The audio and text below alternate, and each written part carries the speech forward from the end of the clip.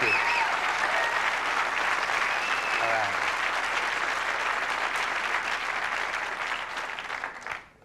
People are always coming to me and asking me, is it really possible to stay interested in one person for a lifetime? Particularly because we have this model of marriage where two people love each other, they stay together.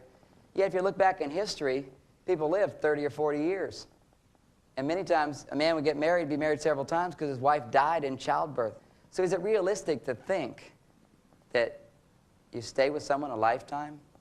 Particularly if you want to be living with someone that you like, that you're attracted to, that you're interested in. And that word I use for that is passion. You can see when I give these talks, there's passion. Somebody who loves their work, that's passion. Somebody who loves their children, that's passion. Somebody who loves their marriage partner, that's passion. So passion has many ways. I think particularly in marriage, we'd also like sexual passion. But it's not just sexual passion. It's mental passion, emotional passion, that you're interested in your partner. You want to do things with them. Now, I'm not overly romantic and idealized here in that you're always going to feel passionate because you see the best of me right now. I'm passionate about this, but there's days when I go, oh, I don't want to fly there and teach a seminar. I'd rather stay in bed.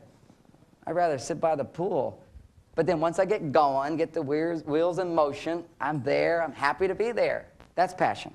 But you have to be realistic. There's ups and downs with it. But people go, can it really happen? Is it really possible? Human beings are meant to fall in love and stay in love for a lifetime.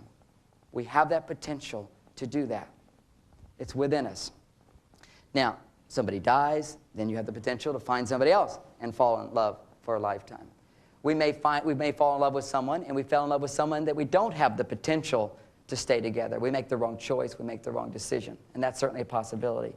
So you could do everything I suggest, every great technique of relationships, and you might find, you know, I really love this person, but I think I made a mistake and we got married. Or I didn't make a mistake, they were the right person to teach me or help me get to the place where I am now, where I know who I am and I know what I want and I don't want them.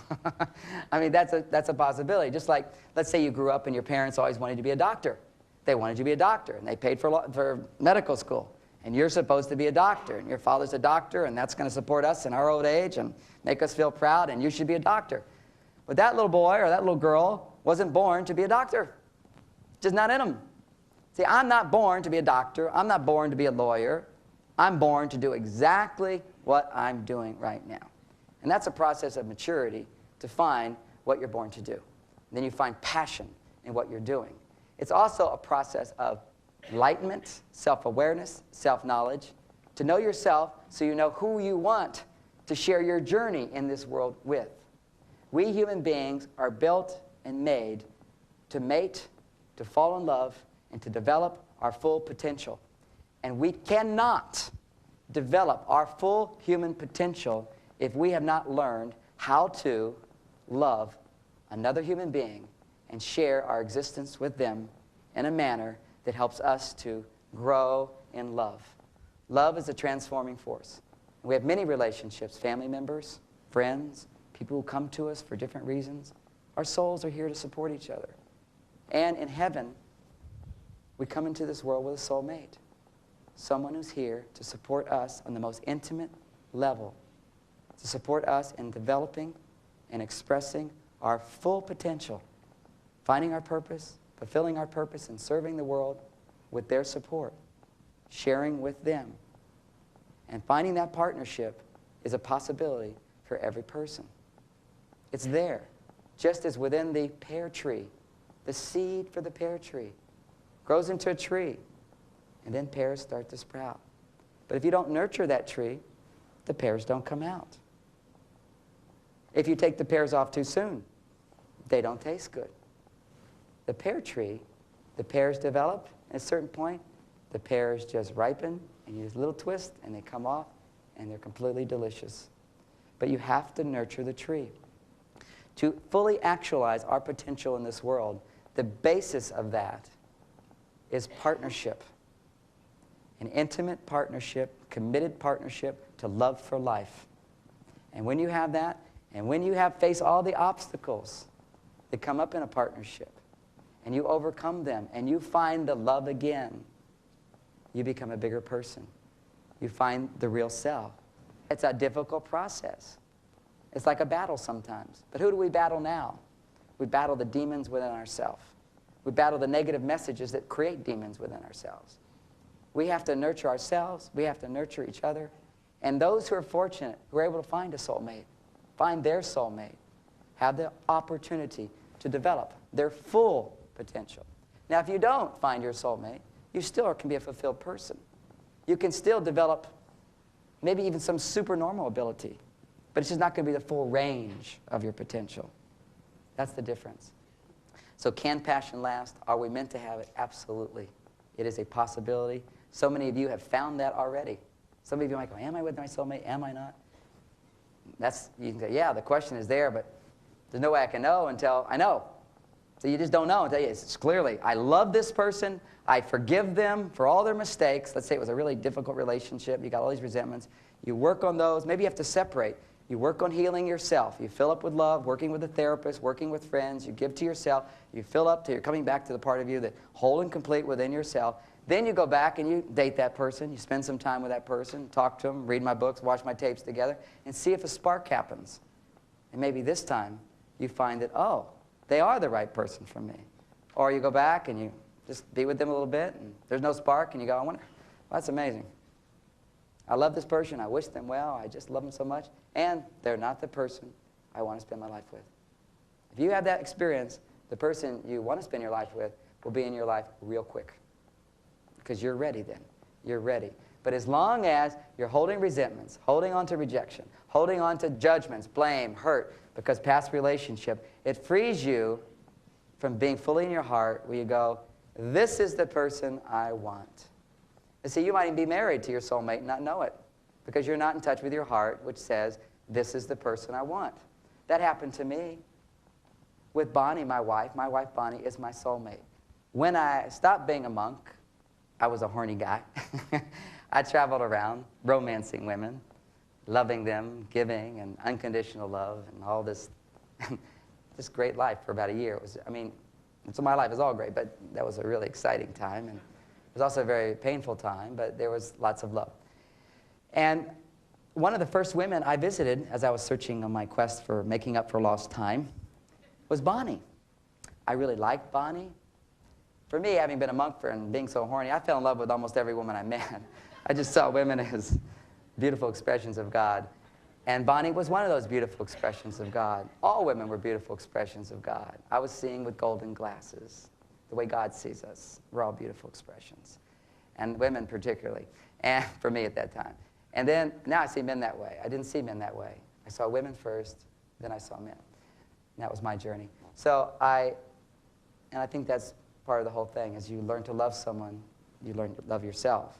But the basis of that was first loving myself, to love her, and then I saw the real greatness of myself. It was like coming back to me. So I had several friends, or girlfriends, and Bonnie was one of them. And I fell in love with her, and finally all the other girlfriends I said no to and pushed out of my life. And I was thinking, Bonnie is special. Bonnie is special. Bonnie is special. And I was thinking, well, maybe I want to marry Bonnie, but I thought, well, gee, I don't have a job that makes money right now. When you're a monk for 9 years, you don't like come out in the world with a resume of I can do this. So I didn't really feel very secure as a man to provide for a woman. And she had 2 little children at the time as well. And if you've been a monk for all these years and you're just getting into sex, you don't really think right away that you want children. So she knew I didn't really want to have children, and I sort of didn't feel this confidence in myself. I didn't even know all that, except I didn't want to have children. So she says, I think we need to end it. I proposed to her, and she says, well, I love you, but I don't think it's right. And I said, yeah, I guess it's not. And I ended that relationship and fell in love with another woman who loved me very, very much and got married. And that was my first wife.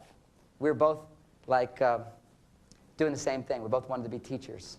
We both were teachers for many years. I was teaching spirituality, and she was also doing it. And then we were moving more into our interest in relationships and sex. So we started teaching workshops together on relationships and sex, because that's what I was most interested in. Spiritual sex. So I brought spirituality and sex and how they relate to each other. That's what I used to teach with her. And after we're going along, we got married It was kind of like, well, I guess we should get married. We love each other. We're working together. Let's get married. And I thought that's what marriage was. And then we started, and I didn't understand the differences between men and women. She certainly didn't understand the differences. So when she was being Venusian, I'd try to fix her. And when I go to my cave, she'd try to be my therapist and pull me out. And we'd get in arguments and fights and make all the mistakes that I talk about when I teach these seminars. And so we ended up growing more resentful, rejecting each other, and growing apart. I spent 9 months, we got a divorce, and I spent 9 months healing. And I was so heartbroken. I felt so rejected by her, so rejected. We'd been together, married 2 years, and 2 years before that, we were just teaching together. I spent 9 months doing that feeling letter exercise, catharting. I did so much of that. My friend says, John, it's not good for you. It's not healthy to do this much. Whenever you're healing a past relationship, your friends are always saying, okay, you got to move on. Get off it. The best is yet to come. They try to talk you out of those feelings. If you deeply love someone, if you felt a loving connection, attachment, it's a lot of feelings that need to be processed. Don't be in a hurry. Even if your mind says, I'm ready to move on, your feelings are much slower. They take time. They say, we're going to take time. And many people never know how to process that because they don't know how to do the feeling letter. I just do the feeling letter. I'd be angry that you reject me. Angry you don't want to be with me. Angry you're so critical of me. Angry our relationship didn't work. I'm so sad. I feel so hurt because I love you. I wish we were together. I'm afraid no one will ever love me. I'll never find anybody as good as you. I love you so much. Please come back to me. I adore you. I'm so sorry. I was mean and I got mad at you. I invalidated your feelings. And please forgive me. I love you. I just want us to love each other. And then I do the response letter. She'd say, I'm sorry. You know, I've hurt you, I reject you, and I made mistakes, and you hurt me, but I'm in love with this other guy. And then afterwards I'd say, I forgive you, I understand, we're not right for each other. I understand now, we're not right for each other, my feelings are just hanging on, and I appreciate you listening to my feelings. I just did this all in my letters. You don't actually have to do it with the person. You just do it yourself. Occasionally I go over and tell her some of this stuff. She goes, I'm dating another guy now, I'm in love with him, we're going to get married. And I go, okay. So I learned you can just do it yourself. You can go to a therapist and do it. But it took me 9 months of very intensive self-healing work. And here's somebody who's really working on himself as well and learned lots of skills. So I'm already good at it. But it was a solid 9 months. And that's when I thought, I'm going to give Bonnie a call. I gave Bonnie a call, and the gates of heaven opened. I did my healing. I did my work. I looked for love in the wrong places. A lovely lady who just wasn't my soulmate.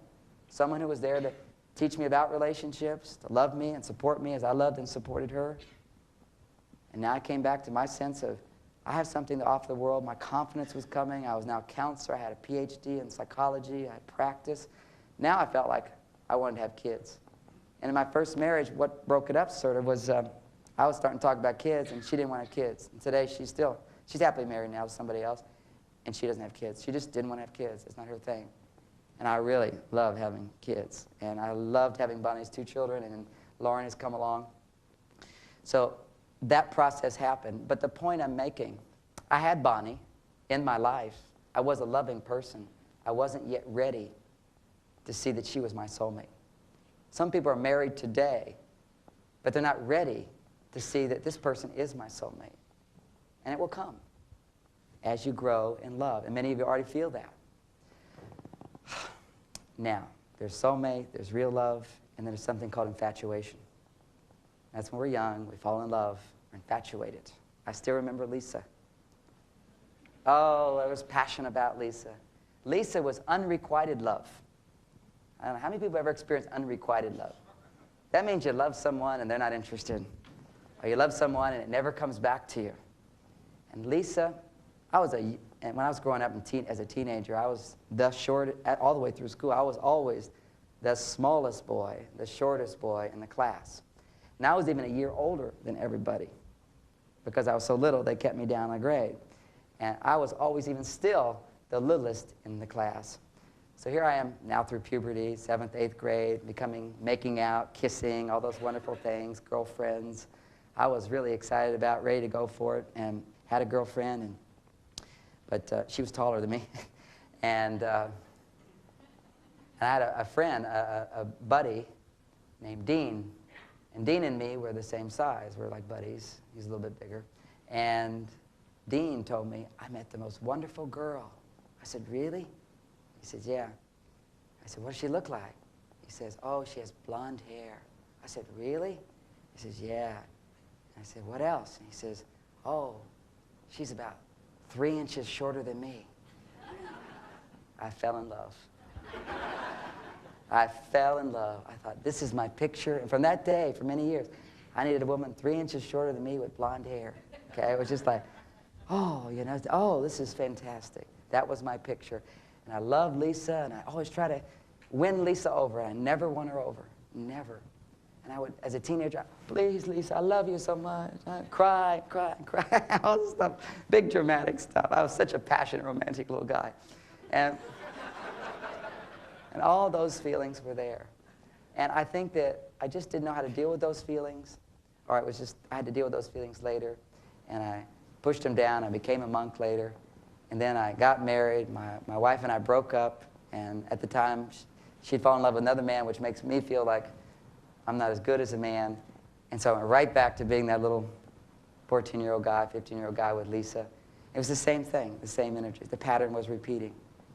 And when I was processing my feelings during those 9 months, actually the first day when I left my house and my wife, my first wife, stayed, I felt like I had failed. I've been completely abandoned. My career is teaching relationships. How can I ever think I could have anything to help people? I have failed. I'm not worth anything. I'm nothing. And I walked away and I called my mother and I said, Mom, I don't know what to do. I've left and I don't know where to go. She says, I'm on my way to the airport now. I'll come be there. Actually, I said, Mom, would you come? Normally, I always call Mom only when good things are there. I said, would you come? And she says, I'm packed. And she was packed. She was going to visit one of her grandchildren. She just went to the airport, changed her ticket, flew out to California. And while I was at the airport waiting for her, I didn't know where I was going to go. And I was sitting there crying and crying in great pain. And I was doing the feeling letter exercise. Now that I developed in my first marriage because we used to have so many fights. And we had to learn to forgive each other. See, I forgave her again and again and again and again. Because if you're with the wrong person, they really can't give you the love you need ever, the love you really need. So you're always going to be hurt on some level. So I kept forgiving her, kept forgiving her, kept forgiving her. So I learned how to forgive with the feeling letter, which brought me back to love, which brought me back to love, which finally helped me realize she's not the right person. This woman is the right person. So there I am in the airport. And I'm thinking, God, this is like Lisa, and I'm writing this letter. Like when I was 16, I felt like I was a 16-year-old. I'm writing a letter about my feelings, and suddenly I felt like I was a little child. And I was 7 years old. And I remembered something that I had completely blocked out, forgotten, just something that happened. When I was 7 years old, we grew up in Texas. My family went out to visit relatives in California. And we had a beach house in California for a month. And we got there, and the relatives visited. And my mother said, well, who wants to go visit the relatives? And one of my brothers said, Johnny, your relative, Aunt Iney, lives right across the street from Disneyland. Disneyland? Well, everybody wants to go to Disneyland. I want to go to Disneyland. I'll go to Aunt Iney's. I'm first to get on the car, thinking everybody's going to follow. So I got in the car, and we drove off. I'm with these complete strangers. Whole family of older boys, don't even know them. And this woman and husband, I don't know who they are, big people, strangers. And I was 7 years old. I used to sleep in the same bed as my mother, you know, every night. Now suddenly I'm first time away from my mother, not sleeping in the same bed. I just didn't think.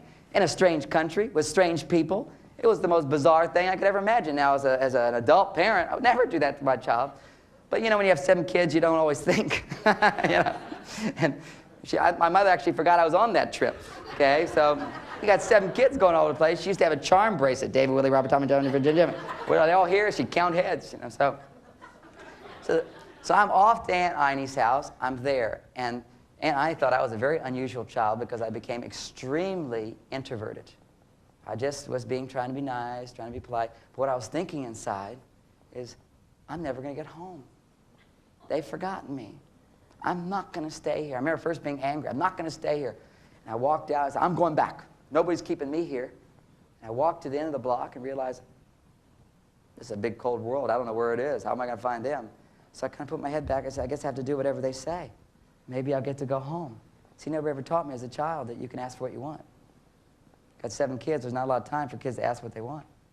So I'm like waiting to get back to my mommy. But it didn't happen. There I'm in a strange bed. And all these feelings of being in a cold world, no love, being minimized, very little, very weak, powerless. Now I don't know what to do. I can't get home. How am I ever going to get what I want? I'll never find love again. I was heartbroken, just heartbroken. Nobody knew. Looked just nice. And finally, the boys were teasing me and teasing me and teasing me until I burst out into crying. And then Aunt Iney says, "Oh, sweetie, you need your mother." And she said I broke into hysterical tears. She'd never seen a child cry like this. I cried and I cried. I still remember Aunt Iney hugging me. This strange woman even cried, "I want my mommy, I want my mommy, I want my mommy." Finally, it was about an hour drive back to the beach house. I calmed down. And Aunt Iney never told my mother because she didn't want to scare my mother. That's how parents back then thought. Let's not make a problem out of this, whatever. I needed a lot of attention at that time. There should have been special time. I should have talked about what happened, the whole thing. So everything wasn't forgotten, a history. And all I could remember before this whole breakup, all I remembered of my past, and there was always this one memory I had. It wasn't a negative memory. It was a positive memory. I remember the day after when I got back, when my mother did take some special time with me. And I was walking on the beach, and I remember holding her hand. I was looking out at all the people. It was probably just like about 30 people walking down, but it seemed like millions of people. And I felt so tiny. I felt like a speck in the universe. I felt like I'd never find my way in this world. I'd never be able to do anything in this world. What would I do? I suddenly started for the first time feeling consciously extremely insecure. And where did that insecurity come from? It came from being in a situation where I was powerless. See, when you're in a situation where you can't get what you need, you're unable to get what you need, suddenly you go, "Oh, I guess I'm not so great as I thought. I used to get everything, now I can't get anything. I guess I am powerless." Whenever you give a child a duty too heavy for them to do, you teach them that they're incompetent, they're incapable, they don't have the strength. So suddenly all my confidence left, and I felt this insecurity, this littleness in the universe. How would I ever fit in? And then that was that day. And I grew up, nice kid, everything. We all have our little scars and bruises, but that's when I forgot. So the marriage ends. I'm at the airport waiting for my mother. I'm writing a feeling letter to my ex-wife. I'm writing to her, angry, hurt. As soon as I'm writing hurt, this whole memory comes back. I feel like that little boy. I don't have any place to go. Will I ever find mommy again? Will I ever get love again?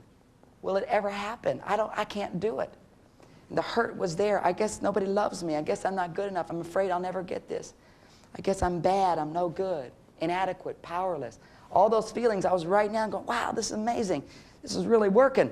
All this stuff coming out. Feelings coming out. And then it came out, I love you, Mommy. Where are you, Mommy? And right about that time, the plane arrived. Mommy walks through the door. I'm a grown man. I'm 32 years at that time. Mommy walks through the door. I said, oh, Mom, I'm so glad to see you. Gave her a big hug, and we normally didn't hug growing up. Gave her this big hug. So glad. I cried on her shoulders. She said, oh, Johnny, what's happened? I said, it's over, and I don't know where to go. There's no place to go. She says, oh, I know where we can go. We can go to Aunt Iney's. Aunt Iney was the relative in California. I said, great. And we can go to Disneyland. She said, great.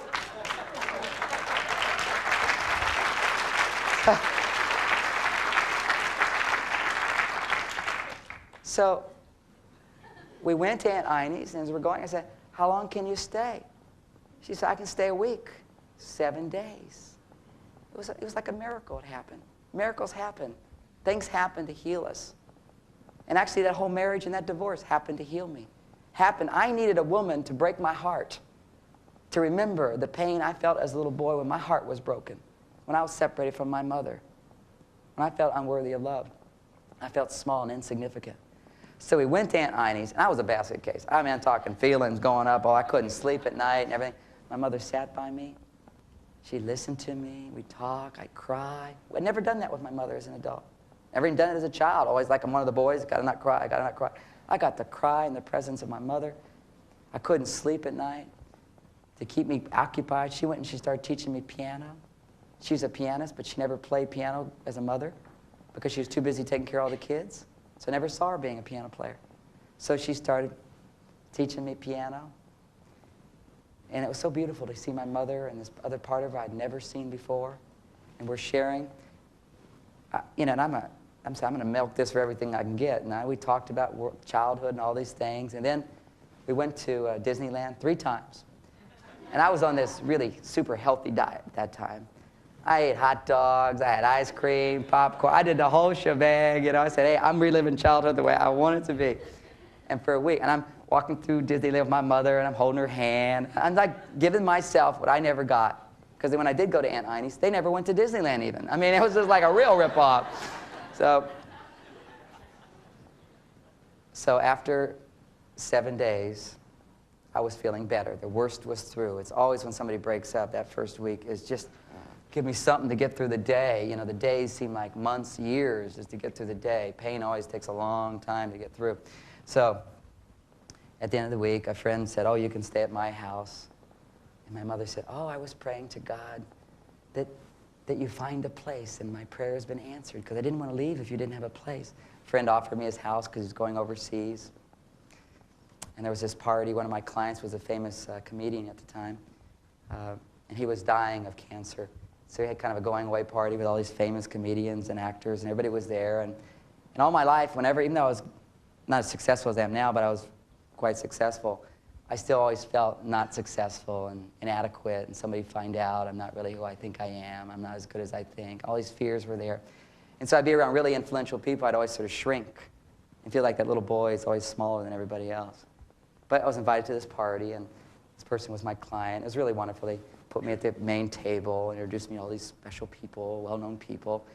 And so I'm walking into the party, and I'm holding my mom, got my arm around her, and I'm introducing my mother to all the people they're introducing me to, and I'm feeling much better about myself. I'm feeling really good because I went through the depth. I was starting to come out. And I looked up at my mother, and I realized, for the first time in my life, my adult life, I looked at my mother and I realized I'm taller than her. I suddenly felt like a grown man. Now the irony here is I had to feel like a little 7-year-old for a week to then feel like a grown man. Because I was a grown man. But a part of that little part of me, the 7-year-old, never moved beyond that point. So one part of me never grew up. One part of me needed love to finally grow up. And the part of us that needs love is always the part of us in pain. So I had to feel that pain, I had to get that love, and I could grow up. In the same way, as married couples, things happen, we feel pain, we get the love, we grow up. We don't grow up from being children. If we've already grown up from being children, we're adults, we grow up into being the enlightened being that we are, the fully actualized being that we are, the fully mature person, the great guy, whatever, the great woman, whatever you want to call it. It's just a person using their full human potential. And that's what relationships can give us. So, yes, that's why we're magically, mysteriously attracted, because there's something in it for us. And to keep that passion alive, we need to remember the basics of everything you've learned in this program. I'm going to go over them in a quick review, sum it all up. The first thing that keeps passion alive and attraction is differences. When you don't feel different from your partner, when you blend into one, it's like you're being with you. You feel lonely. You want to be with somebody. Differences attract. Nurture the differences. Celebrate the differences. Harmonize the differences if the differences are causing conflict. But don't give them up. That's the first secret of lasting passion. The second secret is growth. You have to keep growing in a relationship. I remember that song, Flashdance. What a feeling. I used to listen to that song and dance, and I had a feeling I was alive. I was so excited. I'd dance and listen to it, put on the headphones, dance, listen. Had it in seminars. Everybody would dance and listen to the whole thing. I got so sick of that song. I got so sick. Even today, it comes on, Flashdance. That's a great song. I just overdid it. Because, see, the song never changed. Repetition, repetition, repetition. We can't continue to love it, be attracted to it. If people don't grow in relationships, if they're not fertilized, they don't grow in relationships, we lose the attraction. So sometimes, to grow, we have to pull apart, give to ourselves. Then we come back, we're more attracted to each other. To grow, we come back, we find ourselves again. We join back to the relationship and share for a while. Come back. It's so important for couples to do things apart, so you bring something back to the relationship. See, I've grown, I did this, see what I've done, share something new. Very important. And then share things together. That's the second secret of passion, is growing. The third is feelings. Because if there's passion, there's feeling. Matter of fact, in the dictionary, that's the definition of passion, intense feeling. And for you to be in touch with your feelings, we have emotional needs. If our emotional needs aren't being met, then we lose touch with our feelings.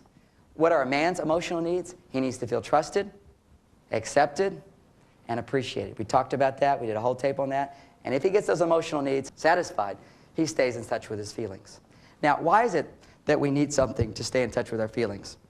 Remember the old Aesop's fable, sour grapes? Oh, I want those grapes. I want those grapes. I'd love to have those grapes. Oh, please give me those grapes. Can't have them? I didn't want those grapes anyway. Who cares about grapes? That's called sour grapes. If we don't get what we need, then it's so painful that we say, well, then I don't need it. And that's what happens in marriage. When we stop getting what we need, we go, oh, it's not a big deal. I don't need it. Not important. I can deal with it. I'll do this. I'll do this. And suddenly we do that so many times that we've disconnected from our feelings. Now, don't misinterpret. There's some times when your partner does something, you need to say, hey, don't make a big deal of it. Relax. Back up from it. But if there's feelings there, then you process the feelings. You do a feeling letter. You feel your feelings. You transform your feelings back to love and forgiveness. And then you, if necessary, or if it's possible, you ask them to do a little different. But you know, if the way your wife's hair looks is always bugging you, it's not her hair. It's something else going on. If there's anything your partner can't change that you're upset about, it's because there's something she could change or he could change that you're not dealing with, you're not confronting, you're not looking at. Or it could be something in your life about yourself you're not looking at and dealing with. So we need to be getting what we need to stay in touch with our feelings. And what do women need to stay in touch with their feelings? They need to feel that you care, that they're special, that they feel understood, that you understand what their life is like. They need to feel respected and honored. When they get those things, they get in touch with their feelings, and they can love, and passion can stay there. Now, I'm not saying that, man, you have to go out and be perfect at this. You're not. I've explained in all the other things. When you're in your cave, you can't give her anything. Women, you're in your well, you're not capable of appreciating a man. But what you learn to do is some skills that makes it easier for him to give you what you need. Men, if you go to your cave, you need to at least manage the cave so that on your way, you make it easier for her to tolerate. You say, I'm gone, but I will be back. I don't want to talk about this now, but I do want to talk about it. We'll do it later. I'm just upset now. I need to sort things through, and then we'll work about it. Or, you know, I love you, honey. We're going to create a romantic evening tomorrow. I just need to go out with the guys tonight. This is what I need. You've got to get your needs met. Then you can share with your partner. Then you feel the passion. That's number 3, secret of passion. 4th secret of passion, taking responsibility. Whenever you're pointing the finger at your partner, you're 9 years old or less. You're not taking responsibility. You're not being an adult. Point your finger at me. Everybody point your finger at me. You did this to me. 3 fingers, point back. I think my grandmother taught me that. 3 fingers, point back. Take responsibility. It's never all one person's fault. So you take time to, it's okay if you're feeling it's somebody's fault. Then you take time to explore your 9-year-old feelings.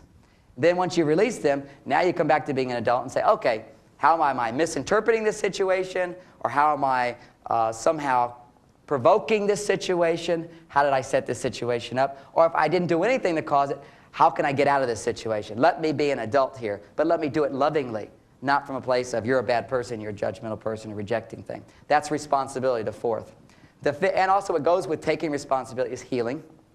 We need to heal ourselves. I give you the whole story of how I healed myself, or in the process of healing myself, so I got back to love and forgiveness of my first wife and letting go and feeling good about myself again.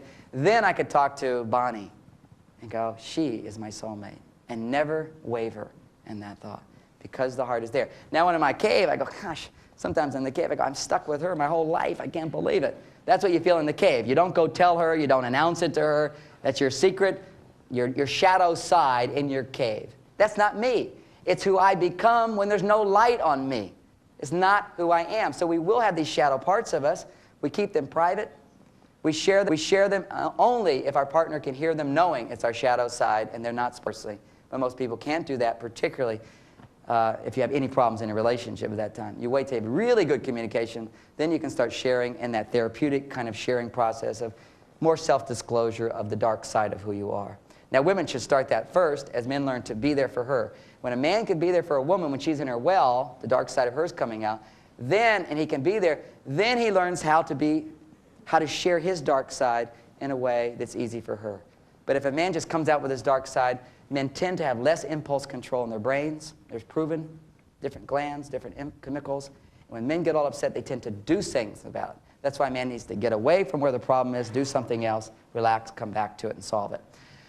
That's taking responsibility and healing. The 5th secret of passion is romance. Now think about it. I want to give you the simplest thought. It just makes so much sense. When do you experience the most romance in the marriage? In the beginning of the marriage. What were you doing in the beginning of the marriage? Do those things again, and you'll have lasting romance. Okay, you got to do those things.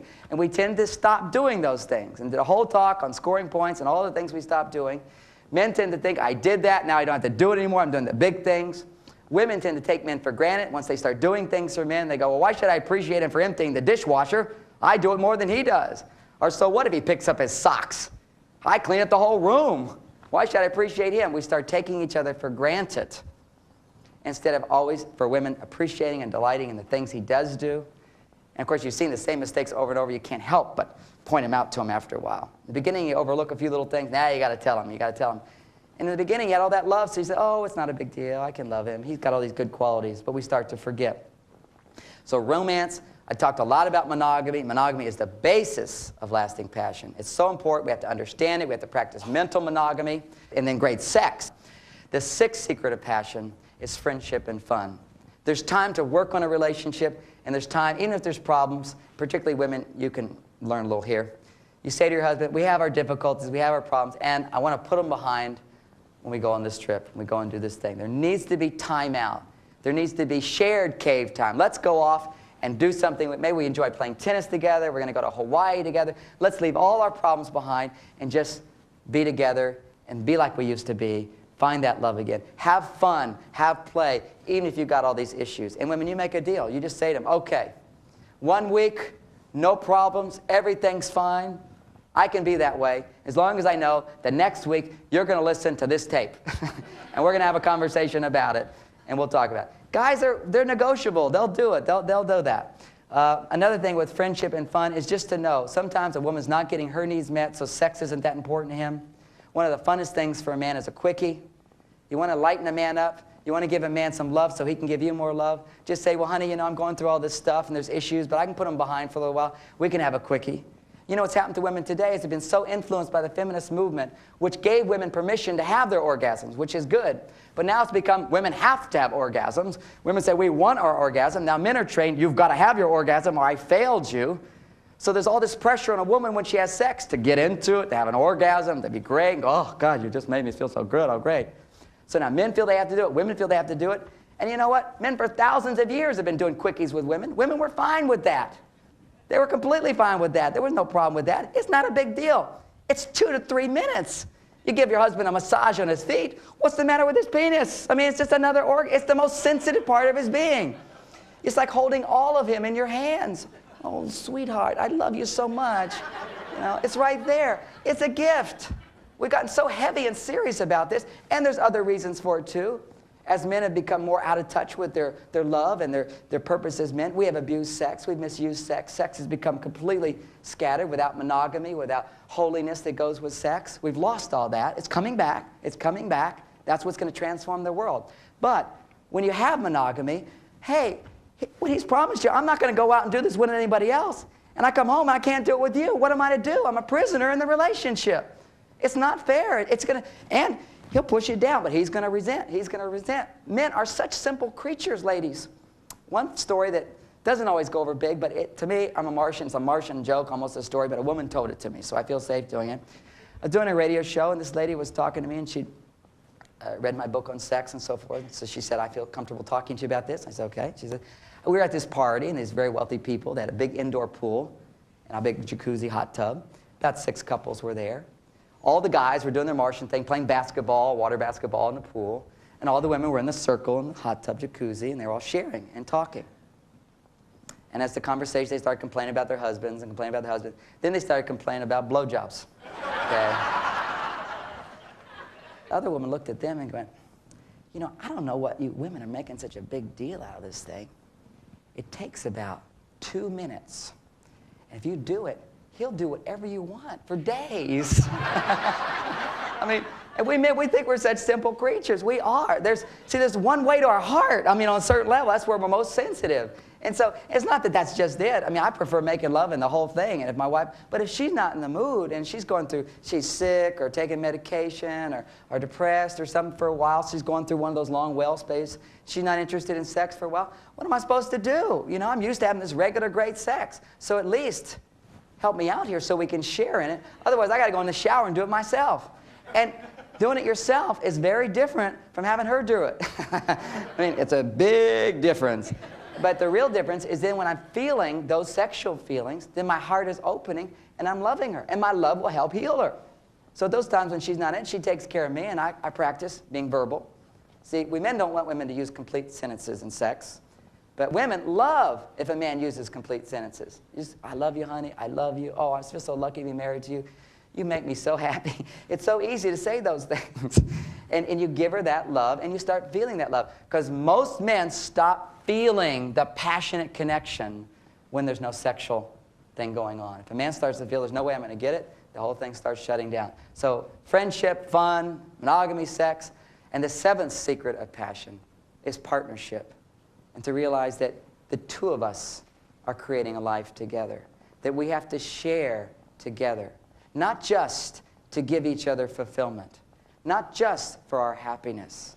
After we've achieved happiness, fulfillment together, that happiness and fulfillment, we've done everything to get there, will start to dry up if we don't do something with our love. Because that's what love is there to do. Help us find our purpose, what we're here to do in this world. And as a team, the two of you serve the world in your way. Now that might just be with your grandchildren. That'll be fine. You're serving them. You're serving your children and their children by being with them. If you have more time, you're serving your community. You're serving the world. In my relationship with my wife, right now at our young age, we're partners in raising our daughter. So we give to each other, but that would become simply selfish after a while, and it would not thrive, because love wants to share and serve. We serve each other in our sacred partnership to be of service to the world, to connect with the world. So it's built in. You love each other, then you have children, you serve your children. Then they have children, you serve those children. You always are serving. But as we grow bigger, we serve our community, we serve the world. We keep giving to ourselves and all that stuff, but if you aren't serving others as you found mature love, if you're not giving, if your relationship doesn't have a purpose outside yourself, then it will begin to go away. You will go, what? You'll get depressed. You go, what's missing in my life? What's missing in my life? We've got a great relationship. We have time together, but we're not doing anything with that love. Now, it doesn't mean that she's supposed to be going out and he's supposed to be going. It's a partnership. And you can't define how that's going to look because every partnership is different. For example, my marriage with my wife, our partnership at this point in our life is I'm the one who goes out and does all this stuff. She's the one who stays home. And she does work. She helps me with my business. She's got a publishing and all this stuff. But mainly, as she sees it, her job is to nurture me because I come home completely exhausted and to bring me back. And her job is to keep me from doing too much out there. Otherwise, she's going to become bitter and resentful of me, and I know that. And we have good communication, so she's my main scheduler. So that's part of our partnership right now. I don't know how that's going to grow. We might end up being, I always joke, I say when our kids grow up, we'll probably be traveling around. I tell her, honey, you'll probably be traveling around teaching seminars, and I'll be wanting to stay home and work in the garden. This whole role, this is all going to change around. Whatever it is, if that was the case, then my role in the partnership was when she comes home, all stressed out, I just made all this food in the garden. I made dinner, and honey, this is for you, and I'm here for you. And she's this woman over 37 who's got all her testosterone. And I said, honey, anytime you want it, I'm here to service you. So our relationship has to have a higher purpose. And with all those 7 secrets of passion, our relationships will thrive, the world will thrive. And we are on just a moment where relationships are starting to change. The love is coming into the world, and with that love will begin to solve, will give people the ability to solve what the media considers unsolvable problems in our society. Things that no one knows how to solve, because you can't solve them at their level. You have to change the people who are creating all of the problems. And that can only happen as love comes into our lives. And as love comes into your life more, what you have to know is at a deep level, see, all the fingers are separate. At a deeper level, they're all connected. As you actualize more love in your life, the first recipient and benefit of that is anyone who is related to you. The blood relationships will immediately benefit. As you grow more in love, they're benefiting, their friends and family, it goes out, and they benefit, and there's a ripple. Every time you make up, every time you forgive, the angels in heaven sing, rejoice, and drop little sparkly flower petals on you. And the world is a better place. And it's a beautiful image. After you've just spent so many days being in a bad mood, You work through it. You open up again. Not only did you win that battle for yourself, but you made it easier for the poor people who are all killing each other around the world and don't even know why they're doing it. There's so much darkness that causes people to do that. It's just darkness. There's no light. And love is the light. It's a switch. It's there. And the darkness is gone. You don't have to push the darkness away. You don't have to do anything to it. You turn on the light, and the problem has changed. Suddenly you go, oh, well, we just do this and this. Everything's fine. And that's what we're doing for ourselves, and that's what we're doing for the world. And thank you for supporting me and letting me support you and be a part of this process. Thank you.